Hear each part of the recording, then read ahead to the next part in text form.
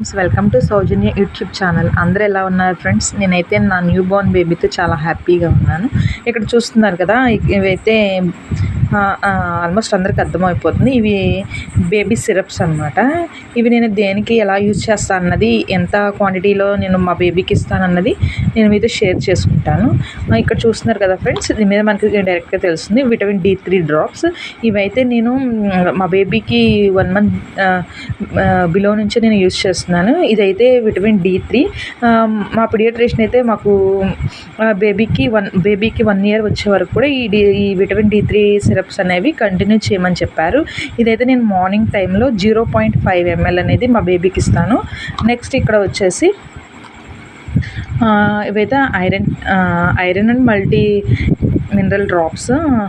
ఇవైతే నేను evening or night time అనేది మా బాబుకి 0.5 ml అయితే నేను ఇస్తాను రోజు. ఇది కూడా మాకు డాక్టర్ 1 year వరకు దీన్ని కంటిన్యూ చేయమని చెప్పారు. బేబీకి ఇవి మాత్రం స్కిప్ చేయకూడదు. ప్రతి ఒక్క పేరెంట్ కూడా మార్నింగ్ విటమిన్ D3, ఈవినింగ్ అనేది ఐరన్ సిరప్ అనేది కంపల్సరీగా 1 year వరకు బేబీకి ఇవ్వాల్సిందే. ఇది వచ్చేసి ఈ సిరప్ వచ్చేసి పీకామ్. ఇది మా బేబీ అయితే ఫస్ట్ న్యూ బోర్న్ అప్పుడు అయితే మోషన్ అనేది పాస్ చేసేవాడు కాదు. 4-5 days వరకు కూడా మోషన్ అనేది వెళ్ళేవాడు కాదు. అప్పుడు మాకు చాలా భయం వేసి మా పీడియాట్రిషియన్ని కన్సల్ట్ అయినప్పుడు ఈ సిరప్స్ అయితే ఇచ్చారు. ఇది కూడా మనకి ఇందులో ఒక కప్పులా ఉంటుంది. 2.5 ml అయితే మా బేబీకి కంటిన్యూగా 3 days ఆర్ మ్యాక్సిమం ఇది యూజ్ చేసినప్పుడు బేబీ అనేది ఇది యూజ్ చేసిన 2-3 days కల్లా మోషన్ అనేది పాస్ చేస్తుంది. సో ఇదైతే ఎప్పుడైతే మళ్ళీ మా బాబు మోషన్ అనేది పాస్ చేయడం 2-3 or 4 days వరకు మోషన్ పాస్ చేయకుండా అలా ఉంటాడో అప్పుడు ఈ సిరప్ని మా బేబీకి యూజ్ చేయమని మాకు డాక్టర్ రికమెండ్ చేశారు. ఇది కూడా చాలా యూజ్ అయింది మా బాబుకి. ఇది వచ్చేసి మా బాబు తాగిన పాలు వెంటనే స్పిట్ చేసేసేవాడు. తాగిన పాలు మొత్తం ఒకేసారి స్పిట్ చేయడం, వామిటింగ్స్ అయ్యాయి. సో అప్పుడైతే మాకైతే డాంబేస్ అనే సిరప్స్ని మాకు మా పీడియాట్రిషియన్ రికమెండ్ చేశారు.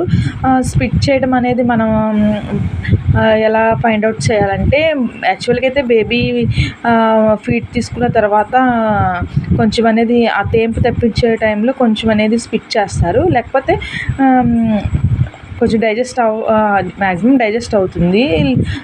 కొంచెం పాలు అనేది జనరల్గా పిల్లలు స్పిట్ చేస్తూ ఉంటారు. ఒక్కొక్కసారి అయితే అసలు స్పిట్ చేయరు. అవి అయితే మనం వామిటింగ్స్గా కన్సిడర్ చేయకూడదు. తీసుకున్న పాలు తీసుకున్నట్టే ఎప్పుడు ఫీడ్ చేసినా బాబు ఎక్కువ క్వాంటిటీలో మిల్క్ అనేది స్పిట్ చేస్తాడో ఆ టైంలో మాత్రమే ఇలాంటి సిరప్స్ బాబుకి మనం ఫస్ట్ పీడియాట్రిషియన్ కన్సల్ట్ అయిన తర్వాత వాళ్ళు మనకి ఈ డ్రాప్స్ అనేది ఇస్తారనమాట. ఇది కూడా మాకు 0.5 ml ఇమ్మని చెప్పారు. మళ్ళీ ఇది యూజ్ చేసిన 3 daysకి మ్యాక్సిమం బాబు అయితే స్విచ్ చేయడం అనేది ఆపేశాడు.